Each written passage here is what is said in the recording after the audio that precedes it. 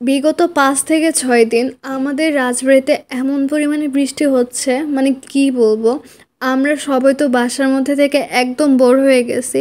শেষমেশ আমি কোনো কাজ না পেয়ে আমি দর্জির কাজে লেগে পড়লাম। হ্যালো গাইস, আমি হচ্ছে আপনাদের mini blogger Liza. So welcome to my new another blog. আশা করি আজকে আপনাদের আমার ভিডিওটা অনেক বেশি ভালো লাগবে। আর ভিডিওটা ভালো লাগলে অবশ্যই আমার চ্যানেলে একটা সাবস্ক্রাইব করে দিবেন। আর লাইক কমেন্ট শেয়ার করতে একদমই ভুলবেন না। সো গাইস, আমার বাসা হচ্ছে রাজবাড়ি। এটা আপনারা মেবি অনেকেই জানেন যে আমি রাজবাড়ির মেয়ে। যাই হোক, বিগত ৪ থেকে ৫ দিন আমাদের রাজবাড়িতে এত পরিমাণে বৃষ্টি হচ্ছে, মানে কি বলবো। এক কথায় বলা যায় যে আমাদের রাজবাড়ি মেবি ডুবেই যাবে। আমার যদিও রেইনি সিজনটা অনেক বেশি পছন্দ, কারণ মেঘাচ্ছন্ন আকাশ এই জিনিসটা তো আরও বেশি ইন্টারেস্টিং। যাই হোক, বাট যখন এটা দীর্ঘদিন থাকে তখন এটা অনেকটা বোরিং লাগতে শুরু করে। তো আমাদের কাছেও এখন কিছুটা তেমন। আমার তো একদিক দিয়ে ভালোই হয়েছে, কারণ এই বৃষ্টির পানি পড়ে আমার ছাদের যে গাছগুলো সেগুলো অনেকটা সতেজ হয়ে উঠবে। যেমনটা আমার বাগান বিলাস ফুল গাছটা, এটা অনেকটা সুন্দর হয়ে উঠছে। আমার বাগান বিলাস ফুল গাছটা দেখার সময় আমি দেখতে পেলাম যে আমাদের বাসার সামনে যে পেট্রোল পাম্প, সেইখানে দেখতে পেলাম যে এক টিকটকার সেই বৃষ্টির মধ্যে টিকটক করতে একদম ব্যস্ত। মানে জীবন যায় যাক, বাট ভিডিওটা অফ করা যাবে না, কিছুটা এমন। তাদের এই পাগলামো দেখা বাদ দিয়ে আমি আমার রুমে এসে আমার জামার পিস কাটায় ব্যস্ত হয়ে পড়লাম। অ্যাকচুয়ালি এই জামার পিস অনেকদিন যাবৎ আনা হয়েছিল, বাট আমার অলসতার জন্য আমি কোনো কাজ করি নাই।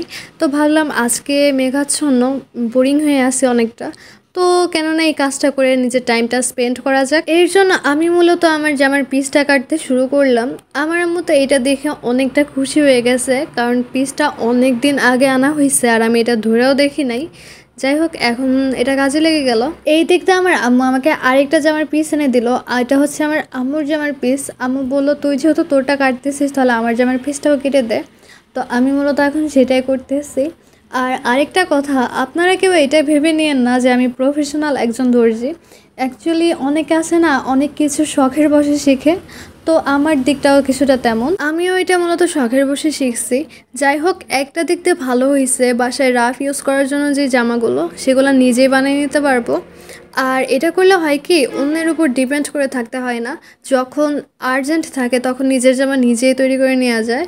আমার জামার পিস কেটে নেওয়ার পরে আমি মূলত ছাদে চলে আসলাম, আর এইখানে এসে দেখি সেই সুন্দর বৃষ্টি হচ্ছে।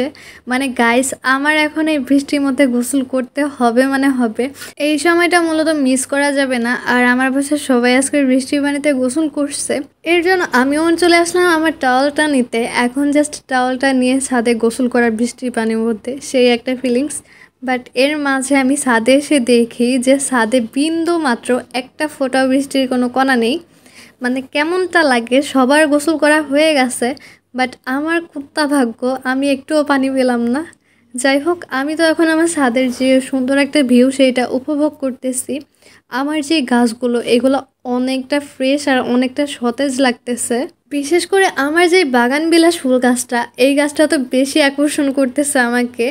আর টকটকে গোলাপি কালারের যে ফুল, এটা তো আরও বেশি সুন্দর লাগতেছে। তো যাই হোক, কিছুক্ষণের মধ্যে আমি নিচে চলে আসছি। নিচে এসে দেখি বৃষ্টি পড়া আবার আরম্ভ হয়ে গেছে। মানে কি চলছে ভাই, আমি তো কিছু বুঝি না। আমি এতক্ষণ গোসল করার জন্য ছাদে ছিলাম, বাট হারাম, বিন্দুমাত্র একটা ফোঁটাও দেখে নাই বৃষ্টির। আমি যেই নিচে আসছি সেই দেখে আবার বৃষ্টি পড়া শুরু হয়েছে। মানে বৃষ্টি আজকে আমার সাথে খেলা করতেছে। যাই হোক, এখন তো গোসল করা যাবে। আর এখন অনেকটা ঘন বৃষ্টি হচ্ছে, এর মধ্যে তো গোসল করা একদম পারফেক্ট হবে। এই দিক দিয়ে আমি তাড়াহুড়ো করতে গিয়ে আমি দেখি আমার দুইটা পায়ে দুই রকমের জুতা। মানে একটা হচ্ছে আমার ভাইয়ার জুতা, আরেকটা হচ্ছে আমার জুতা। মানে আমি এতটা খুশি হয়ে গেছি, আমি তাড়াহুড়া করে চলে আসছি। তো এই নিয়ে মূলত আমার বোন আমাকে অনেক বেশি ট্রল করতেছিল। এই দিকটায় বৃষ্টিটা অনেকটা কমে যাওয়ার পরে আমার পুচকু ভাই ও পানিতে নেমে পড়ছে। আর ও তো এখানে নেমে অনেক খুশি, মানে কি বলবো, মনে হচ্ছে সে আকাশের ছাদ পেয়ে গেছে।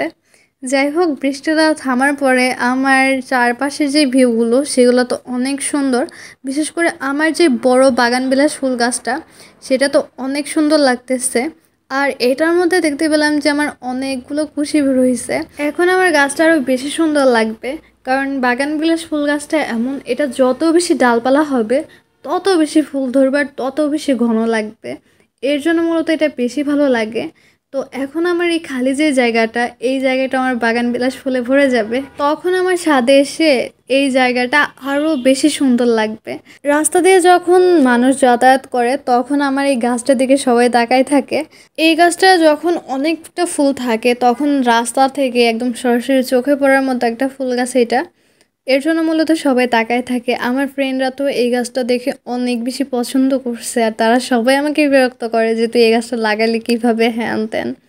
যাই হোক, আমার এই আশেপাশে যে গাছগুলো এগুলাতে অনেকটা পানি জমে গেছে, এটা একদিক দিয়ে কষ্টকর। আমি প্রত্যেকটা গাছের দেখা যায় যে নিচে ফুটো করে দিই, বাট এই বালতিতে মেবি ফুটো করা হয় নাই, এর জন্য পানি আটকে আছে এইখানে।